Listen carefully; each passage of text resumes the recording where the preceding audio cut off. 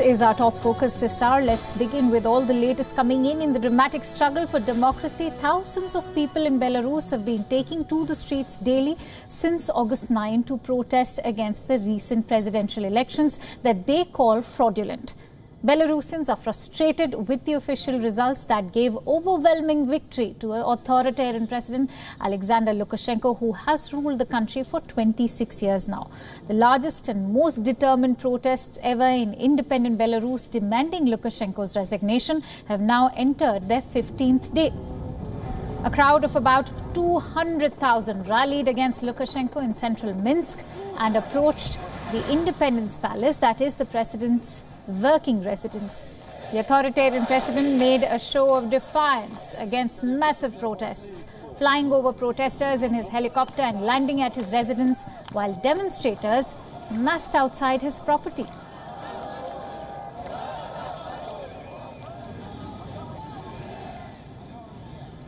President Lukashenko was also seen holding an automatic rifle and wearing body armor as he walked around his residence in Minsk, which is not far from where opposition protests were taking place.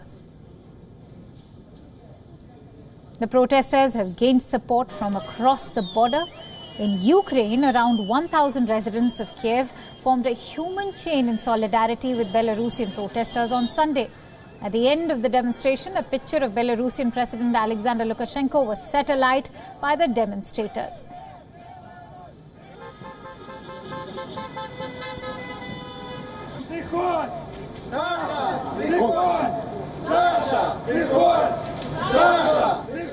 In neighboring Lithuania, more than 50,000 Lithuanians, including the country's president, joined together to create the human chain, which stretched 30 kilometers from Vilnius to the Belarus border. Held to express solidarity with Belarusian protesters who are demanding the resignation of Lukashenko, the massive event was called Freedom Way.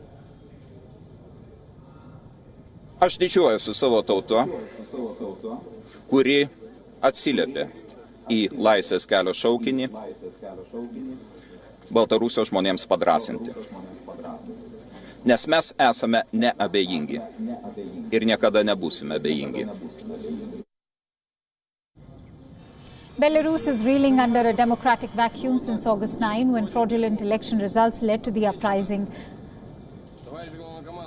In the meanwhile, Russia, Belarus's powerful ally, has warned European leaders against interfering in Belarus, and the Kremlin has said it would intervene if necessary. And now Russia's Foreign Minister Sergei Lavrov has accused Belarusian opposition members of seeking bloodshed. Lavrov said that by calling for Lukashenko to quit, protesters were pushing for a Venezuela-style crisis. Всплеска насилия в первые пару дней. Сейчас нет каких-либо свидетельств о том, что эти протесты осуществляются с применением силы. А некоторым белорусским оппозиционерам, которые живут на Западе и оттуда пытаются влиять на происходящее в своей стране, очень хочется, чтобы было иначе, чтобы была кровь. Seeking a peaceful resolution to Belarus's election crisis and averting Russian intervention, U.S. Deputy Secretary of State Stephen Biegun will be traveling to Lithuania, Russia and Ukraine from today till the 27th of August. For more details, let's quickly go across to our correspondent Lucy Taylor, who's joining us live from Moscow this hour. A very warm welcome to you, Lucy. Now, the latest we're learning is that 2 members of the Belarusian Opposition's Coordination Council have been detained by the police in Minsk. Why have they been detained? Well, it's not really known yet, but they were on this coordination council, which is trying to negotiate transfer of power away from President Lukashenko, and they were supporting people organising a strike at one of the big factories there. So, fairly obvious, I think, why they may have been, why the authorities may want to take them away from the action that's being taken, but we haven't heard yet exactly what they're being accused of.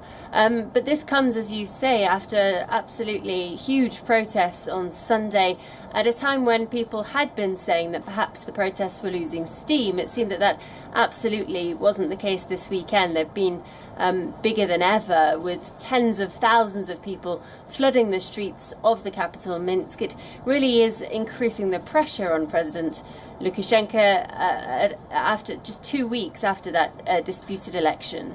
Right, Lucy. Lucy, we are all aware that, like Ukraine, Belarus is also caught in rivalry between Russia and the West. As the only ally of Belarus to have offered to intervene, why does Belarus matter so much to Russia?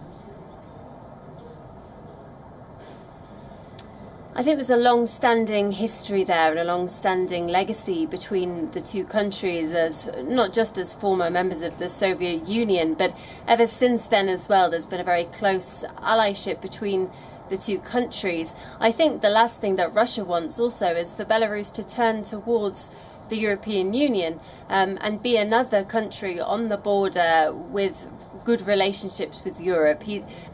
Russia are very keen to prevent that from happening, and President Lukashenko occasionally has flirted with it, but is seen very much as a pro-Russia leader in Belarus, whereas it's not known who would follow, but any opposition candidate may perhaps have more leanings towards working with Europe rather than working with Russia. Certainly that's what Russia wants, to try and make people think. As you mentioned, the Foreign Minister Sergei Lavrov's comments at the weekend, he said that the opposition leader who's fled to Lithuania, he said that her comments were directed at a Western audience, so directly criticising her and trying to suggest to the people of Belarus and perhaps the people of Russia as well, that if Russia wasn't to intervene, if Lukashenko was